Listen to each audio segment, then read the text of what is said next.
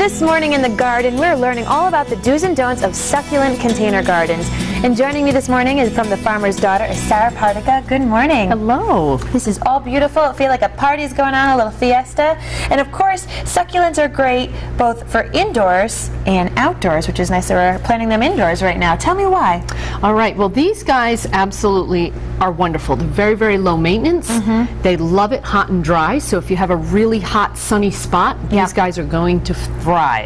And they're low maintenance, which is the best part because you got a lot of bang for your buck. They look beautiful, but really you don't have to worry about it too much. Now, how do we know when the soil has had enough water? Since you said it's really important to make sure that they stay dry. Absolutely. So the key thing with succulents is keeping them happy is that they have to have good drainage and love it dry. So we like to say that they like to dry out in between waterings, but not for a prolonged period of time.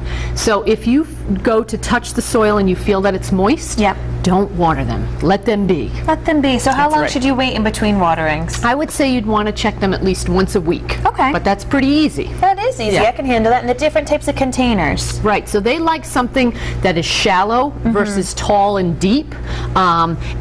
Clay is perfect, or something like this. It's a tin. It heats up from the sun because, again, they love it hot and dry. Now tell me about the kinds you've already planted here. Where is it going to start continuing to plant? But what do you already have in here? Okay, so we have a great combination going on of different types where the foliage is the focal point here. So we have a wonderful sedum with a variegated leaf. We have another sedum with a chartreuse leaf. And this is an echeveria here with this burgundy color foliage. Amazing. And to know that they don't need that much water and yet they're so vibrant blows my mind. Exactly. Look at this one. Wonderful with that orange foliage. Now, do you need to be really careful with succulents? Because I'd be afraid, I don't know where you want me to plant it. We'll put it right here. I'd be afraid of breaking off its leaf.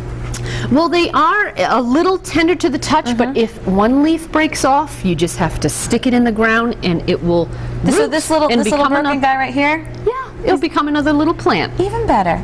We'll put him right there. Exactly. And what's great about these guys is the foliage. Look at the color. And this is what we're after. Not necessarily flower color, but we're here for the foliage. Now, when these can be made in all different sizes. You have a huge container garden right here with the succulents, but people, if they want to just have something maybe in their windowsill, it can be small? Exactly. It could be a little single specimen in one pot. Right. This one's nice and big. What's this one? It's like a little tree. Yep, it is. It's actually called a pine tree sedum. Oh. So, kind of looks like pine tree. Exactly. Perfect.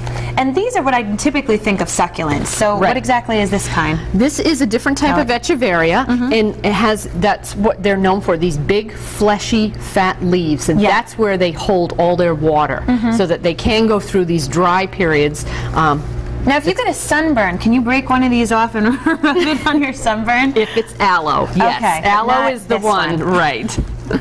This will not help you. This will just make you sticky. Exactly.